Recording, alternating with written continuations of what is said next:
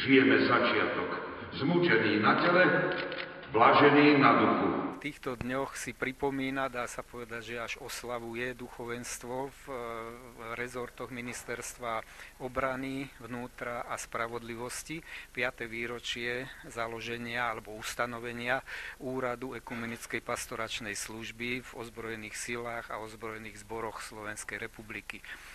Títo dôstojní páni a v protestantských cirkvách sú to aj ženy duchovné, teda farárky, majú na starosti duchovnú, morálnu a psychickú stránku členov ozbrojených síl a ozbrojených zborov a majú za sebou skutočne veľkú a požehnanú prácu.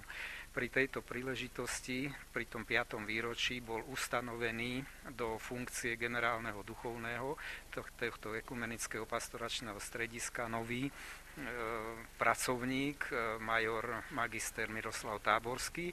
To sa udialo v rámci bohoslúžieb v popoludňajších hodinách a tu bude slávnostná akadémia, dá sa povedať koncert pri tejto príležitosti. Stane sa to, že vlastne vojaci a policajti budú hrať a spievať na slávu Božiu, čo pred 25 rokmi nebolo ani pomyslenie.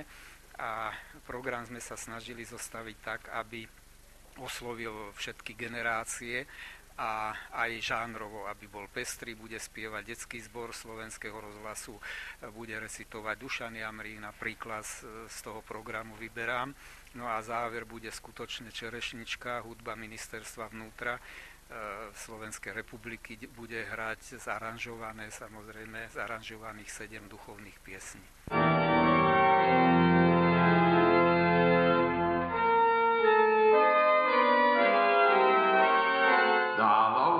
A príslušnou poctou spevňoval u dobrých cnos.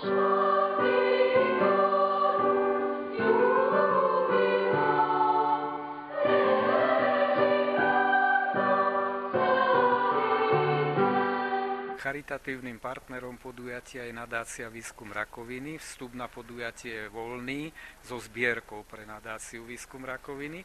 A z hľadiska môjho postavenia, teda manažéra nadácie Výskum rakoviny, sa musím poďakovať v prvom rade práve ekumenickému pastoračnému stredisku, že toto podujatie venovali našej nadácii. Máme už viacročnú dobrú spoluprácu.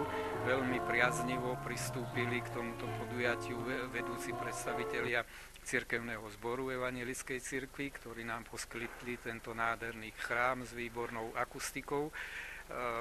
Zapojila sa do akcie aj Ekumenická rada cirkví a mediálny partner časopis o Bratislave INBA.